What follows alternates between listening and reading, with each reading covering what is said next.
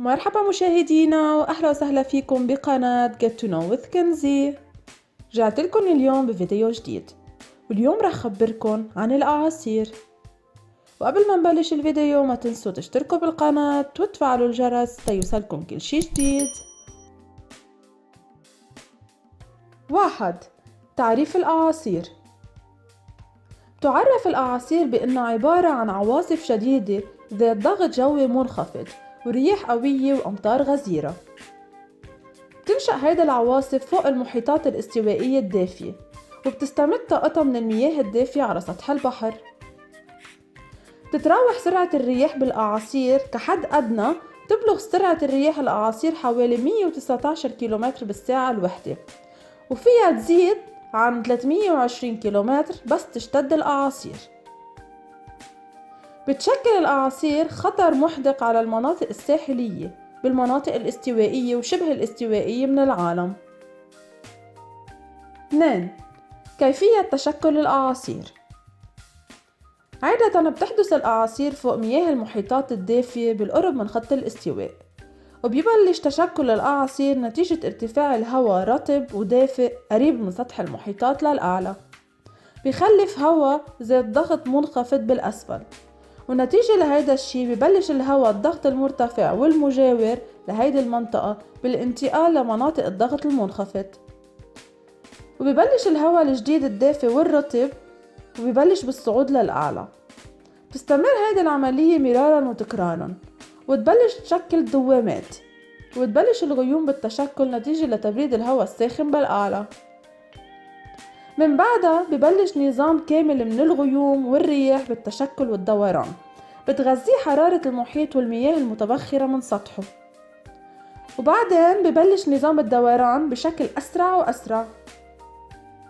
وفي شكل بيشبه العين بيتكون بمركز الأعصار، بيبين هادي وواضح، وبيكون ضغط الهواء فيه منخفض، وبيبلش الهواء ضغط المرتفع بالتوجه لهيدا المركز.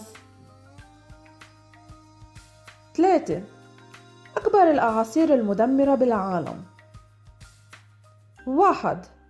إعصار تيب هو أكبر الأعاصير المسجلة، حدث سنة 1979 بمنطقة شمال غرب المحيط الهادئ، وبلغ قطر هيدا الإعصار 2220 كيلومتر. 2. إعصار نانسي. حدث هيدا الإعصار عام 1961، بيعتبر إعصار نانسي أقوى إعصار استوائي تم تسجيله لفترة 50 سنة. بلغت سرعة الرياح بهيدا الإعصار 345 كيلومتر بالساعة الوحدة. سبب هيدا الإعصار بخسائر مالية ضخمة بالولايات المتحدة الأمريكية، وألحق العديد من الخسائر بالأرواح بدولة اليابان. 3. إعصار جوان. حدث هيدا الإعصار عام 1959 بغرب المحيط الهادئ، بلغت سرعة الرياح بهيدا الإعصار 314 كيلومتر بالساعة الوحدة، وحدث بتايوان والصين. 4. إعصار فيوليت. حدث هيدا الإعصار عام 1961، بلغت سرعة الرياح بإعصار فيوليت 335 كيلومتر بالساعة الوحدة. 5. إعصار باتريسيا. هو إعصار حدث عام 2015، وبيعتبر أقوى إعصار حدث بالنصف الغربي من الأرض. 6. إعصار هارفي. حدث إعصار هارفي عام 2017، ووصل للولايات المتحدة الأمريكية بعد ما خرج من خليج المكسيك.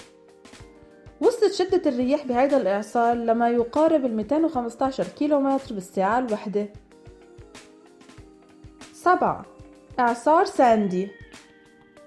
هو إعصار حدث عام 2012، تسبب بأضرار بما يقارب 650 ألف منزل بمنطقة الشمالية الشرقية، ومقتل 117 شخص بالولايات المتحدة الأمريكية، بالإضافة لخسائر بشرية لحقت بدولة كندا ومنطقة البحر الكاريبي، فانقتل 69 من هاتين المنطقتين. 8. إعصار كاترينا. حصل بنهاية عام 2008، وتسبب بإنهاء حياة ما يزيد عن 1800 شخص. 4. بعض الحقائق عن الأعاصير. بتختلف تسمية الأعاصير وفقا للمناطق يلي بتحدث فيها، فبيطلق على الأعاصير يلي بتحدث بالمحيط الأطلسي وشمال غرب المحيط الهادئ بالهوريكينز، في حين بتعرف الأعاصير يلي بتحدث بشمال غرب المحيط الهادئ بالتايفون. تتشكل معظم الأعاصير بالبحر دون أن تتسبب بأذى للبشر، ولكن عند قدومها نحو اليابسة فإنها بتعتبر تهديد كبير وخطر للبشر. يمكن أن تقوم الرياح الناتجة عن الإعصار بتدمير المباني وتحطيم الأشجار. بتكون حركة الأعاصير بالنصف الشمالي من الكرة الأرضية باتجاه معاكس لحركة عقارب الساعة، بحين بتتحرك باتجاه عقارب الساعة بنصفها الجنوبي، وهيدا بيرجع لما يعرف بقوة كوريوليس. ولهون نكون وصلنا لنهاية الفيديو. بتمنى تكونوا استفدتوا من هيدي المعلومات. شكرا للمتابعة وبشوفكم بفيديو جديد. Stay connected.